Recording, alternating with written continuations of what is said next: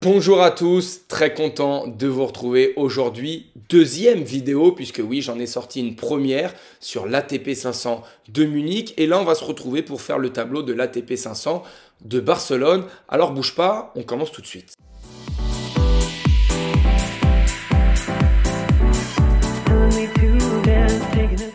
Bon, évidemment, si tu n'as pas encore vu la première vidéo, je t'invite à aller la voir et ensuite revenir sur celle-là.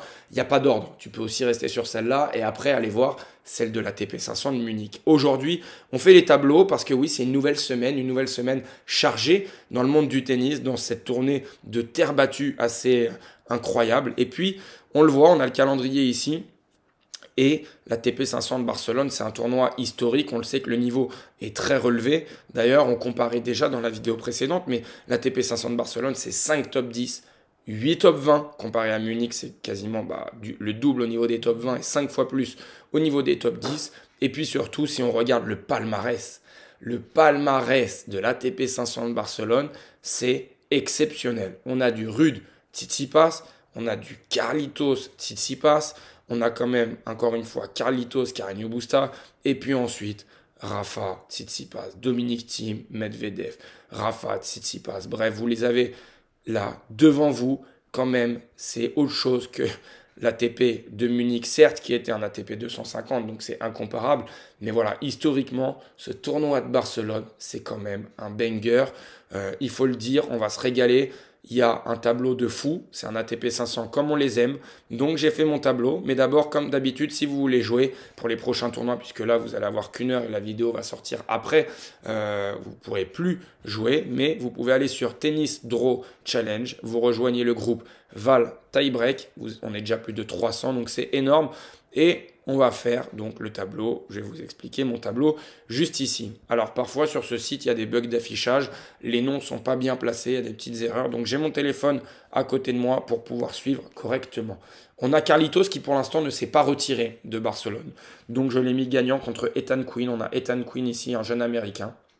Et puis ensuite ici, le site nous met Marat Tiafoe, c'était peut-être le match qu'il devait y avoir avant, mais en haut c'est Laszlo Djere et en dessous c'est Rinderknecht. Donc moi j'ai fait passer le joueur qui est en haut, c'est Laszlo Djere. Voilà, Laszlo Djere qui pour moi va s'imposer face aux Français. On a ensuite ici Carbales Baena face à Jordan Thompson. Là il n'y a pas d'erreur. Il n'y a pas d'erreur, donc Carbales Baena va pour moi s'affronter. Jordan Thompson est un bon joueur, mais pas sur terre battue. Sur terre battue, c'est beaucoup plus compliqué.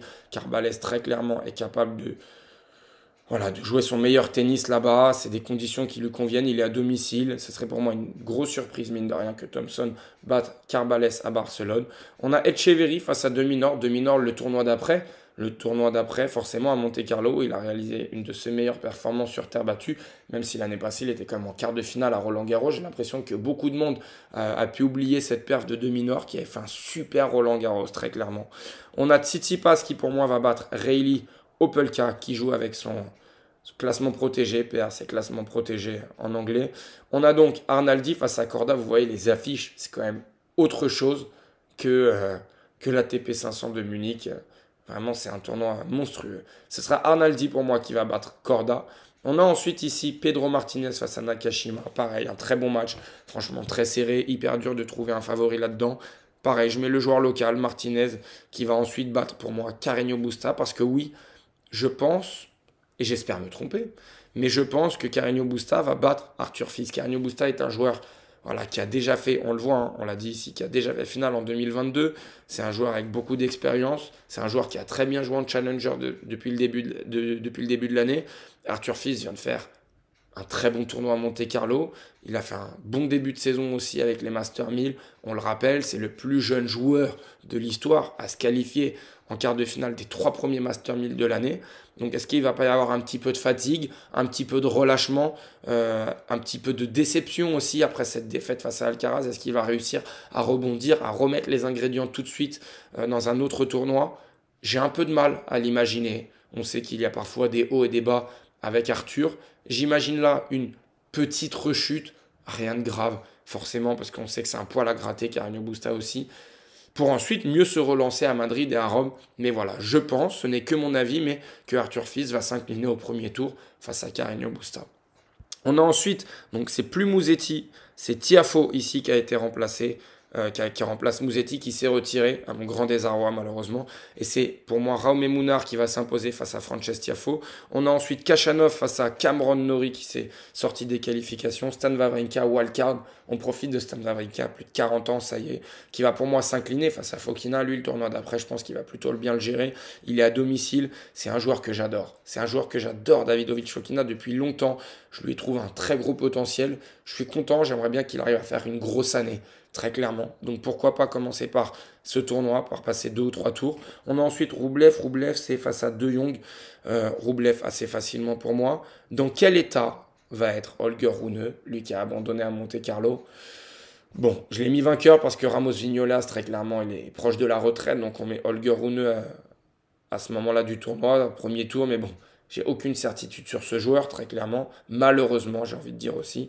On a en dessous Sébastien Baez qui va jouer face à Zoumour, le key loser. Alors Zoumour qui s'est racheté une jeunesse, joueur que je pense peu de personnes connaissent, en tout cas dans le grand public, et qui cette année, un joueur de petit gabarit, regagne plein de matchs. Assez étonnant. Joueur bosnien. Il va s'incliner pour moi, je pense, face à Baez. On a ensuite Mpetshi Perika face à Medjedovic. Match assez sympa, j'ai envie de dire, match de la nouvelle génération. J'ai mis Medjedovic, je pense que ça va être compliqué pour Mpetshi, et Casper Ruud juste en dessous. Et puis là, on a quand même, vous le voyez, des très très belles affiches.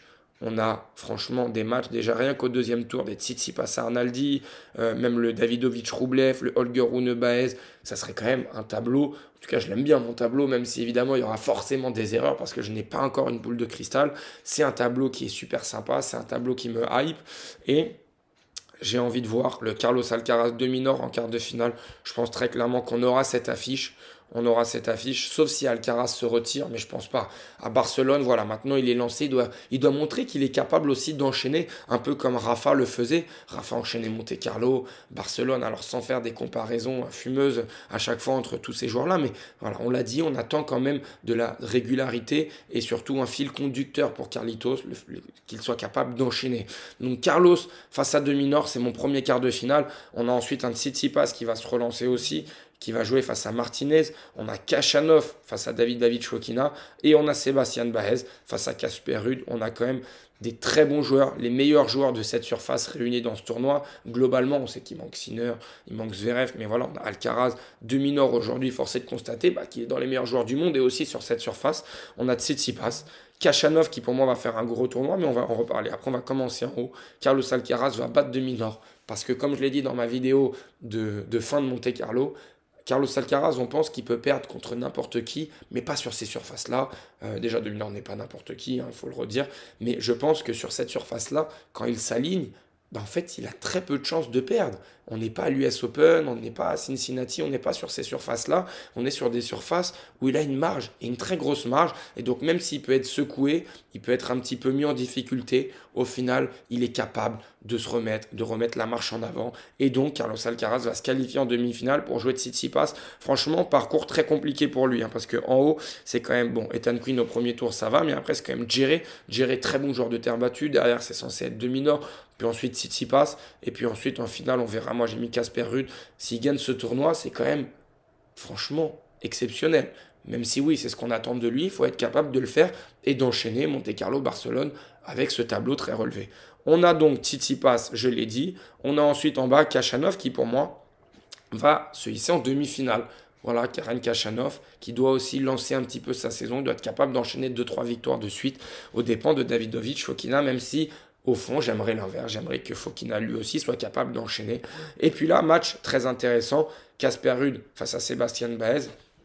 Petite dédicace à un pote qui m'a dit « Mais tu trouves pas que Sébastien Baez, il est fort avec les faibles et faible avec les forts ?» C'est vrai que Sébastien Baez, il ne perd pas beaucoup contre des joueurs moins bien classés que lui sur cette surface, mais il ne bat pas beaucoup de joueurs mieux classés que lui sur cette surface. La réflexion est intéressante, franchement ça m'a fait réfléchir. C'est vrai que voilà, il tient son rang, mais c'est hyper dur pour lui d'aller faire des perfs au-dessus de son classement. Et donc je fais passer Casper Ruud. On a donc en demi-finale Carlos Alcaraz, Tsitsipas, et on a Karen Khachanov face à Casper Ruud. La finale, je pense qu'on va être beaucoup à voir, c'est le Carlos Alcaraz, Casper Ruud, mais parce que aussi, ici on le voit, c'est des finales où les favoris tiennent leur rang à Barcelone. très clairement, ils sont là, ils tiennent leur rang. Casper Ruud finaliste l'année passée face à Tsitsipas, Alcaraz face à Tsitsipas. Là, le tableau fait que Tsitsipas joue Alcaraz avant et Casper Ruud est de l'autre côté. D'ailleurs, Casper Ruud, c'est un tableau plutôt ouvert, donc là, il n'y a pas d'excuse. On n'est pas à Monte-Carlo, il n'y a pas de choc, pas un deuxième choc de suite. Vraiment, c'est important pour l'intérêt de cette surface que Casper Ruud joue son meilleur tennis sur terre battue. Et donc, Carlos Alcaraz, qui pour moi va battre Casper Ruud. Je voyais effectivement pourquoi pas Casper Ruud battre Carlos Alcaraz à Monte-Carlo pour son tournoi de reprise concernant l'Espagnol, sur un tournoi qu'il ne connaît pas très bien. C'était seulement son deuxième tournoi là-bas à Monte-Carlo, sa deuxième participation. Mais là, à Barcelone, chez lui, je vois Carlos Alcaraz s'imposer contre n'importe qui. Et là, moi, j'ai mis contre Casper Ruud en finale. Donc, on verra ce que ça donne. Voilà mon tableau. Voilà mes deux tableaux, Munich et Barcelone. J'espère que toi aussi, tu auras pu faire les tiens. Si ce n'est pas le cas, ben inscris-toi. Comme ça, tu feras le prochain tournoi qui est Madrid. Encore plus intéressant. Comme d'habitude, si tu as aimé la vidéo, tu lâches ton meilleur pouce. Et nous, on se retrouve très vite. N'oublie pas de t'abonner. À très bientôt. Only two men taking a chance.